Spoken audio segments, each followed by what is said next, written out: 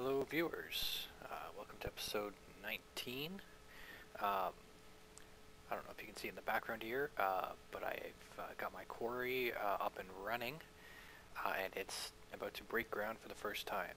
So this could work, this could fail horribly, but I wanted to record this moment because this has been a build to remember, to say the least. I've worked on the program for several hours to get it running correctly, and it still needs tweaks. I recorded a bunch of that coding, but it was really uneventful. It'll be up in addition to episode 18, if you haven't seen it already. But let's see if this thing does what it's supposed to do. So I'm just hovering over here with my awesome Swift Wolf ring. I'm wondering if this chicken is going to get in the way of it or not. We will see in just a minute.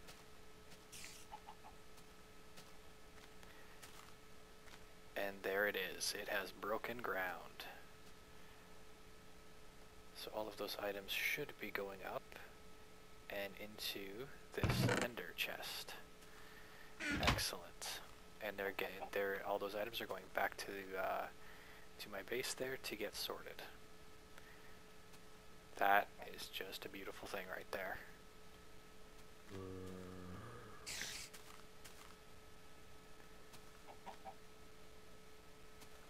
Yeah, it doesn't look like there's stuff going through the piping, but that's just a graphical glitch because yeah, it's still, everything is still moving. So as you can see, it's basically digging out just a little bit more than an entire block. And that's good to know that it'll just move creatures out of the way. I'm guessing if they fall down into that pit and there's nowhere for them to move, it'll mess up the digging process, but that's fine. Not a big deal. But I will just kill off the spider because he's annoying me. Let's see, just like a chicken over here. Okay, so that's that. That is just a beautiful thing, I tell you, right there. Yeah, so as you can see up here, I've got a few more panels, or a few more covers around it, so it doesn't stick to anything. There's my compound way over there. I did add this transmitter here, which goes to a red light that sits on top of my little bedroom there. I did end up having to add an 8K memory module, which was a little bit difficult to actually get onto the frame component. Apparently they do not stick to underneath the 8K RAM module. You have to put a back plate, and they do not want to stick on the panels, the panel coverings that you stick on the frame. So what I had to do was stick an actual block of stone there, and then put it on top of that, which does work because it's still surrounded by frames, so it still moves just fine. But it was just something that I noticed. That's just awesome. And this here is definitely mining faster than a Buildcraft quarry. Yeah, I don't know how it's going to handle water or lava. I think lava is okay, but I want to say I'm not sure how it handles water. I think it just basically ignores it. So yeah, so one thing I still want to add on here is a portal. I just don't know where to put it where it's gonna look good. I thought about making these wires a few blocks high, like putting some frames on top of these, and then putting some wires up on an extra layer, and putting the portal down in here. I'll figure something out. There are a few more commands that I still want to write for this. Right now it's running one quarry cycle. So that quarry cycle is basically going to dig down 128 blocks, because right now I'm at 107. So I can basically mine out any hills that that I might run across from this height. So it's going to basically dig right down to bedrock. And then I believe, yeah, so it'll dig down to bedrock and we'll leave this arm down there, and at the beginning of the next cycle it will bring the arm back up, if I'm not mistaken. But some more commands that I want to write is, I want to write a command to say next north, or next east, or next west, where it will raise the arm, move the entire quarry, you know, north, south, east, or west, basically 16 blocks, and then start the cycle over again. So I can basically then tell the computer here to say, go cycle north, 4 times, and it will go through the entire digging process 4 times and keep moving the quarry along, so I don't have to basically babysit it. So yeah, so that's my quarry in action. This is just the coolest thing ever. I think this definitely ranks up there with coolest builds I've ever done in Minecraft. We got a little Enderman checking out what's going on here. And that's good. Is this him? Oh well. So I do have obviously chunk loading blocks on there. I even got the calculations wrong on how far left and right it's going to dig. Basically, it's set to dig 16 blocks, but the mining head is 3 blocks wide, which I didn't take that into account. So it mines just over one chunk at a time. So let's turn on the chunk loader blocks. So there you can see it's just cutting out a nice square with an additional 2 blocks on the one side.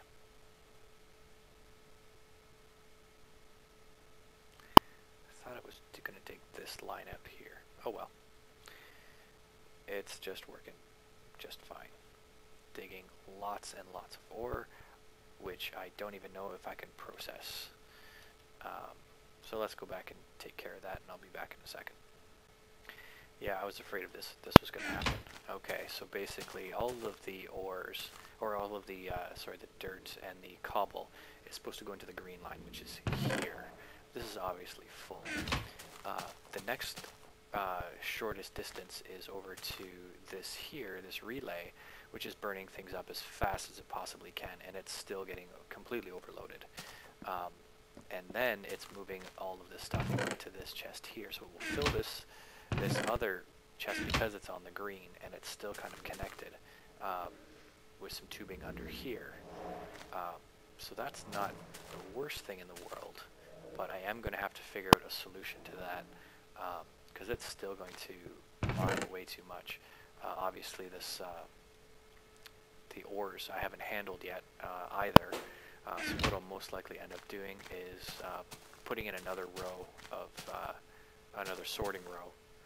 I might not be able to do the chest right away because I used up like all of my diamonds.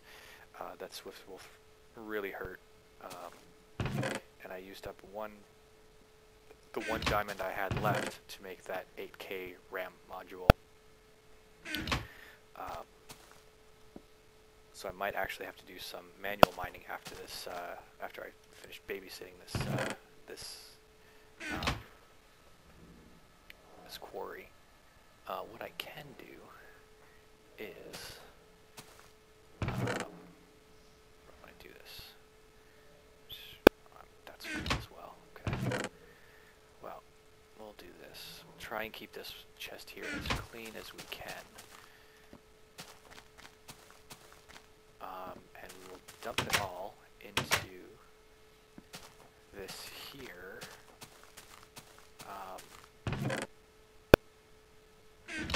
I can't remember what this is. It's not a relay. It's I can't remember what this is called. but it will, this here will just burn up items a lot faster, and it will just add to whatever it's doing. And it obviously has a lot of room, so chances are I'll make one of these and stick it up into the replace that relay that I've got going, just to take care of these items, this junk a lot quicker. Because I really obviously have all the cobble I'll ever need. How do I want to do this? Let's take some out of here. Leave that one the way it is. I'll just try and keep this chest here as clean as I can. Move this ore down here. So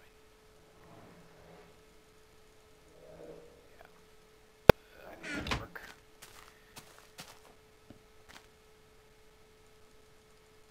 Let's grab these as well. Charge that up. And so I'm just going to babysit this. I'll let it finish its cycle, get down as far as it can go, and get it ready to move. But yeah, so I'll be back in a little bit, as I don't want to burn that up. As I babysit this. Okay, so I got some diamonds with using equivalent exchange, and it cost me a whole bunch of gems down here, like half of this stack and half of that stack to get me the 5 diamonds. It takes 8 of those gems to make one diamond.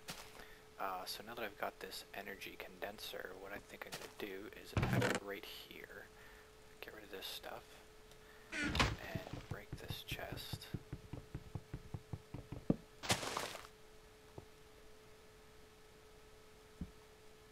That. So, put this tube back down here. So what I'm thinking is going to happen, and I'm hoping, and if I do that, so now anything that can't get into the yeah, that's gonna work perfectly. Excellent. So anything that is going to basically overflow the relay here is going to get dumped directly into this energy condenser, and it's just set to make Eternalist fuel. That's awesome.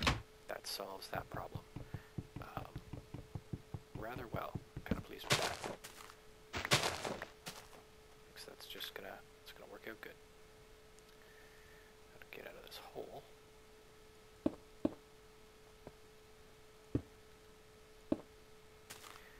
I'll beautify that later. Okay, so I'm just gonna head back over my quarry and see how it's doing, how deep it is. Well, that's just not good. I just got back, and I can see that it had some issue with, I don't know, chunk loading or something, so it's kind of messed it up a bit. It's kind of unfortunate, because it was already way down to 32. Not sure how much further it has to go, but don't think there's really much I can do. How can I fix this? Yeah, there's really nothing I can do because there's no covers, or yeah, there's no covers on here, so they'll stick. I could dig it out. Yeah, so that's what I'll do. I'm gonna try and dig this this here a little bit, so it can keep on moving down. I don't know if I'll be able to do it quickly enough.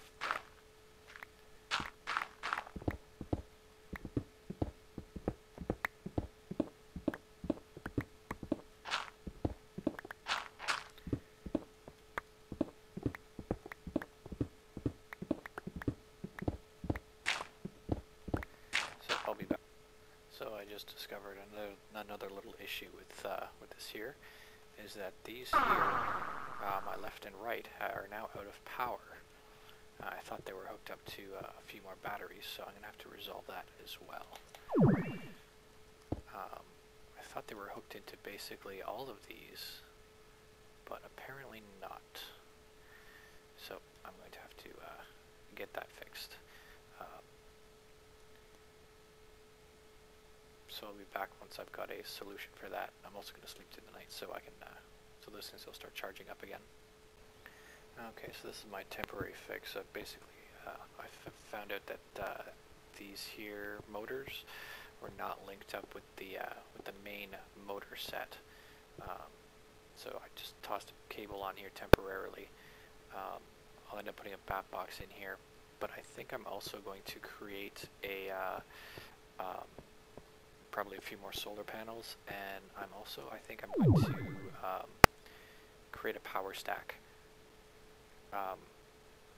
Obviously solar panels are only going to work during the day, so what I'm thinking I'm going to do is make a mobile thermopile, a stack that I'll either probably build out from the side, possibly even both sides, because they don't produce a whole lot of power, but that will definitely help out the situation that I'm having here. I might end up moving all of this wiring around, but we'll see. I might build the power stack up rather than down underneath of this platform. I haven't decided yet, so we'll see. So I'll be back when I start up that. So the maiden voyage of this quarry was not amazing, and it's still gotten messed up there.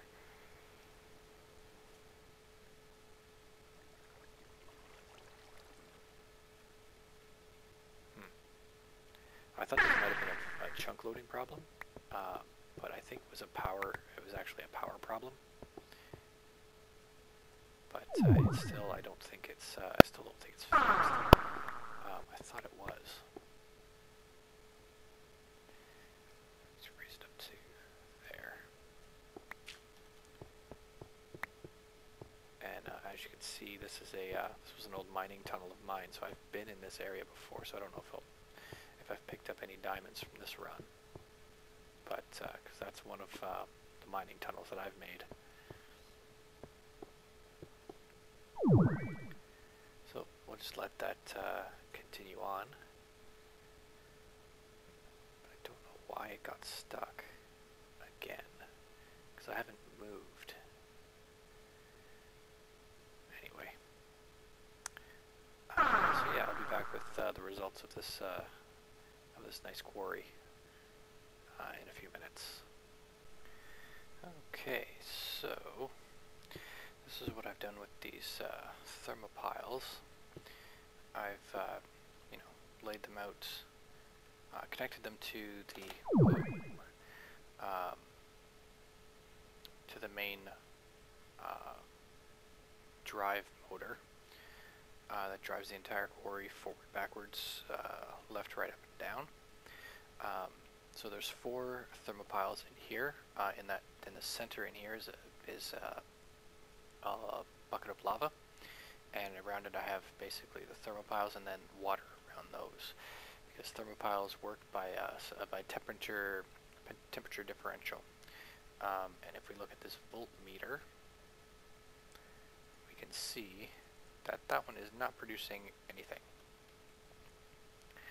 This one is producing 0.37 amps, and it's going to continue to do that no matter, or 3738. I think it goes as low as 3.5, because I have 3 sources of water around it. If I change that over to ice, it would be it could go up a little bit more, but the ice does melt, and so then I'd have to have a way to put in ice, and that's a little bit too complicated for this particular build, mainly because that's just that much more frames that I have to drop down, and how do I get ice to begin with, that sort of thing. If this was, say, like a tunnel boring machine where I had no chance to get solar, then yeah, I might try to do something like that. But this side here is complete. I have battery boxes stacked on top of them, so they will keep. There's basically, so they're all connected. Yeah, 0.36, 39, they're just moving right along. So I figured that one of the motors, every time it runs, I believe it consumes about, I think when it runs, it's, see if I can actually click on this. But I want to say it's about, excuse me, 0.6 to 0.7 amps. So those four thermopiles will basically, you know, cover the energy cost of moving these motors here all the time. And then I've got, you know, twice that many, so I should be have more than enough power, especially once I get all these extra batteries all at full charge. I should probably hopefully I'll never run out of power. And look at that, starting to dig again. That's just great. You know, this area is going to look like one giant unloaded chunk by the time I'm done with it. It's going to be ugly, but it's going to be awesome. But I think that's all that I've got to do for now. Now with this extra power generation on here, this thing does look really ugly. And I still have to put on the way to do the portal. Put my portal spawner on here. Still not sure where I want to put it, but I'll figure something out. So yeah, not a lot of building in this episode. Just you know, trying to get this thing working out really well. So I guess that'll wrap it up for this episode. Stay tuned for next time when I'll have enough nickelite to make these last couple of batteries that I need. I actually completely ran out, which is surprising because nickelite is like the most common thing ever, except for, you know, stone and dirt. So the next things on the next projects that I've got to continue on with is the railcraft, supplying and transport of all of my forestry items. That's basically why I needed this quarry, is because I ran out of resources. So stay tuned for that, and more digging update with this quarry. So yeah, I think that's about it, and see you next time.